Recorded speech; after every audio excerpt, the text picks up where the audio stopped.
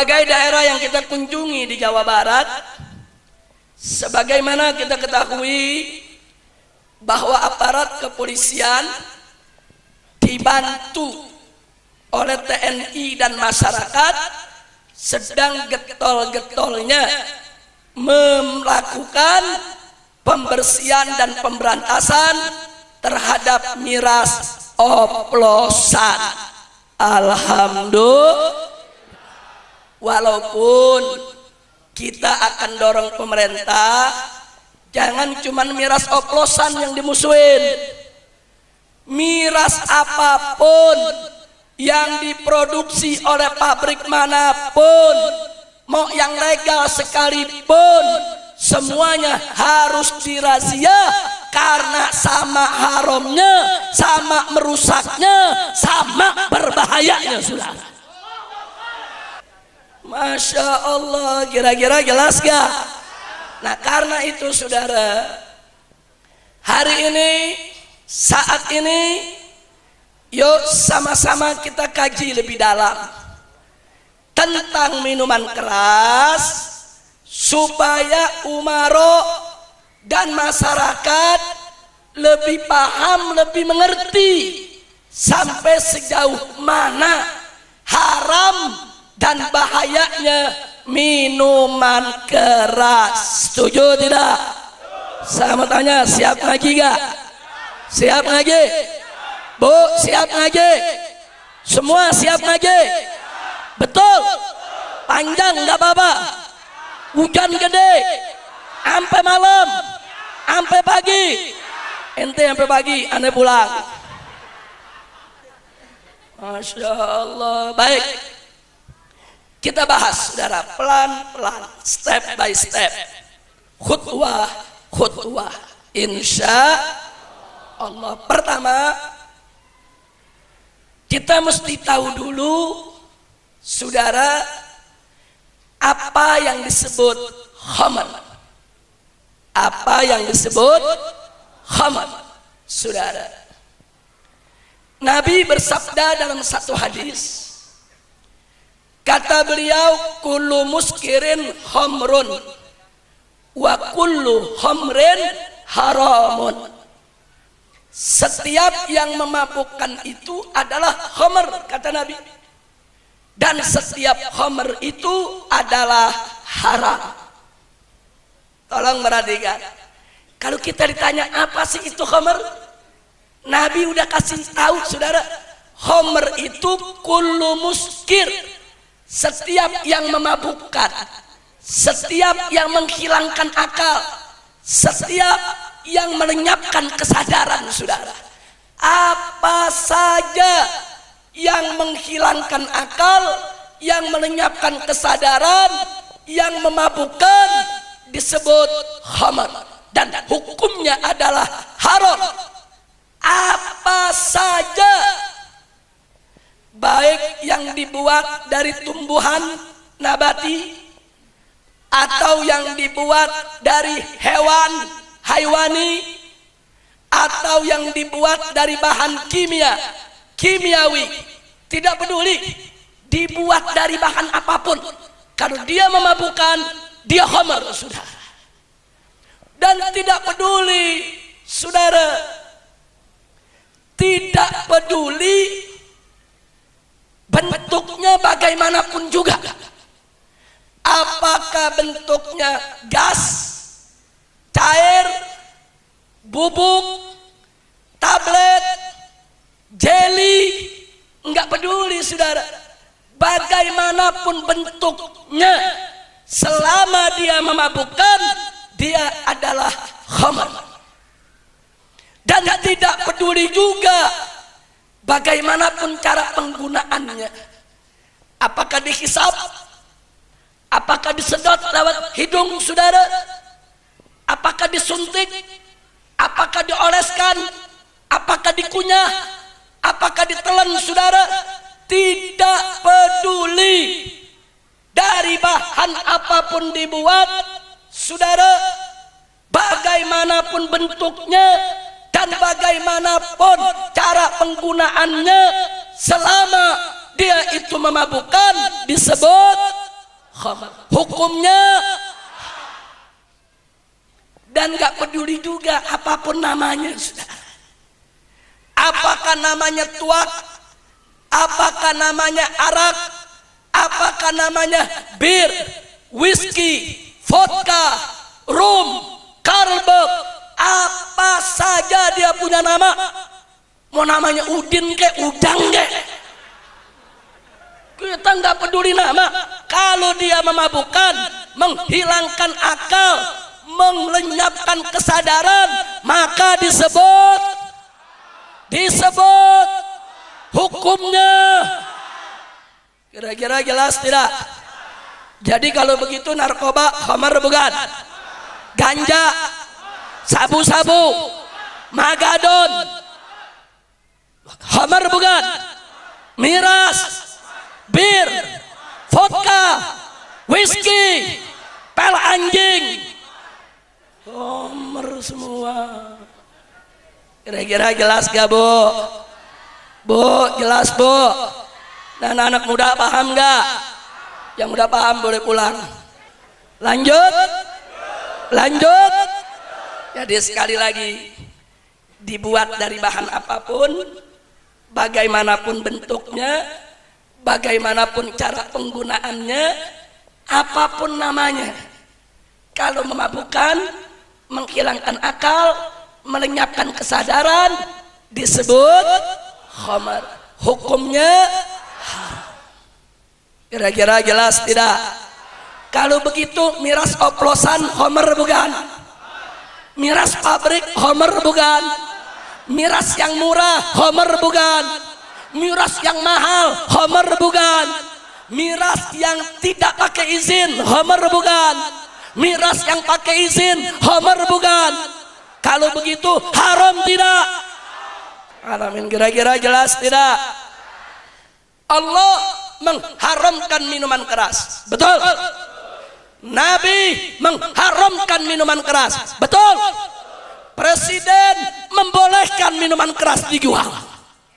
Ayo, mau ikut yang mana? Mau ikut presiden atau ikut Allah?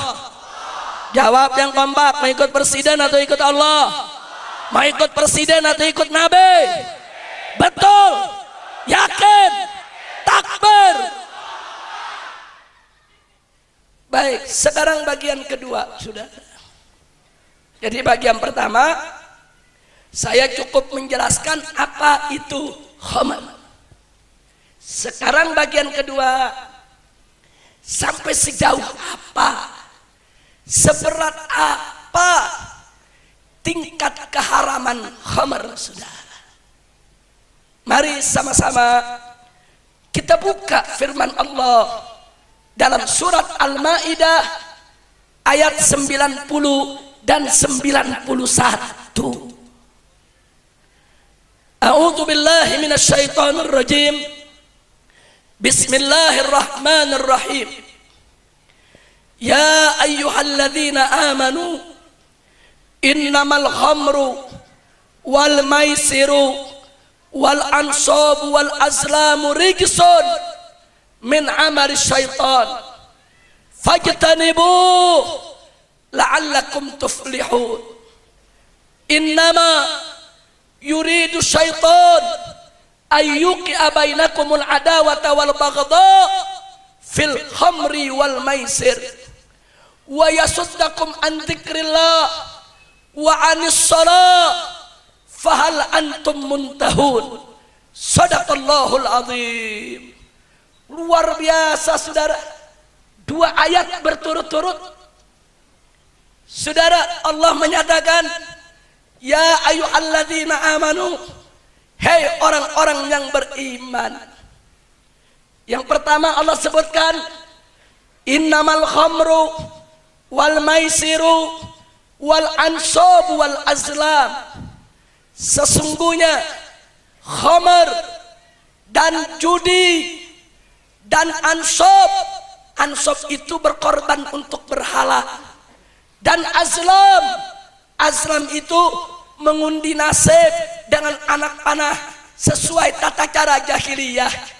Ansab dan azlam itu perbuatan syirik, ritualnya kafir Quraisy dulu, saudara. Perhatikan baik-baik. Di dalam ayat ini yang pertama, Allah mensejajarkan khamar dengan perbuatan syirik, saudara. Bahkan Allah sebut khamar dulu, baru perbuatan syirik, saudara. Itu menunjukkan betapa bahayanya khamar, betapa gawatnya khamar, betapa keras haramnya khamar, saudara.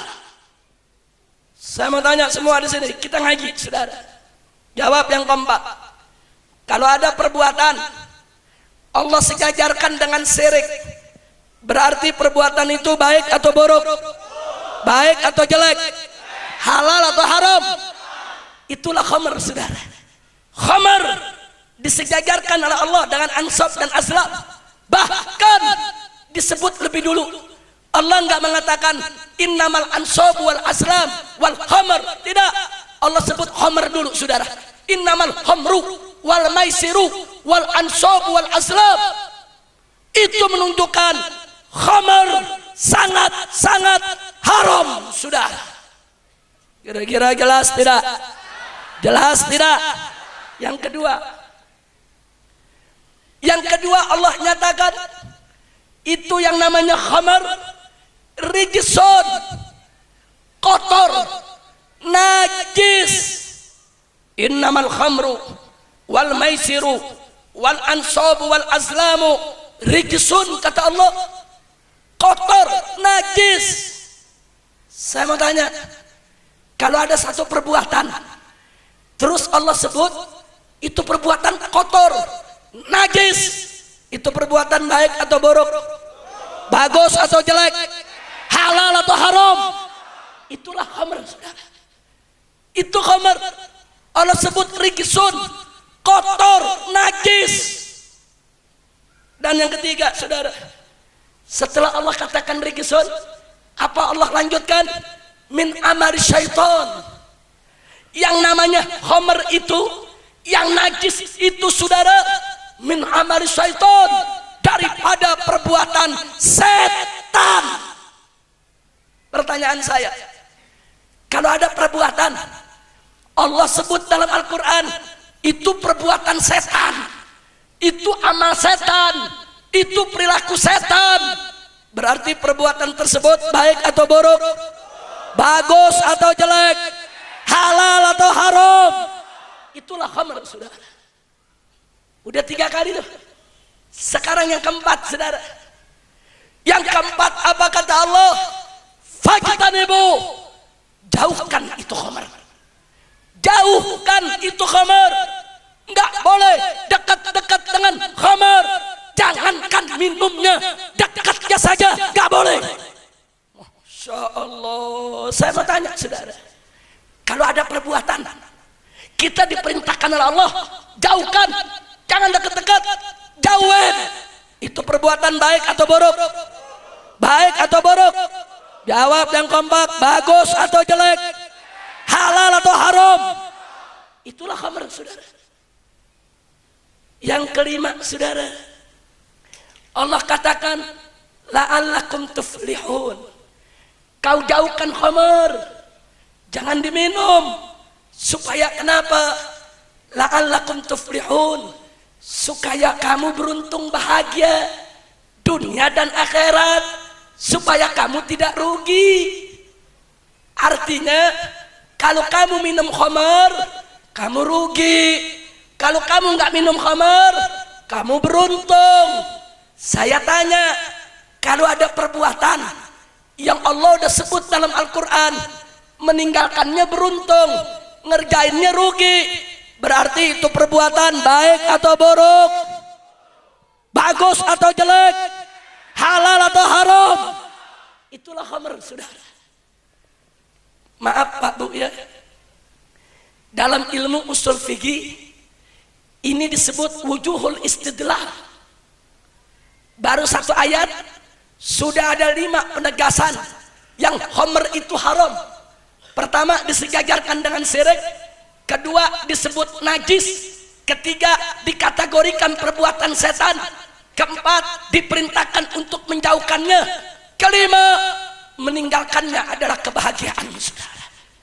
Lima, wujuhul istidlal. Baru ayat yang 90, saudara. Kita lanjutkan ayat 91. Apa kata Allah?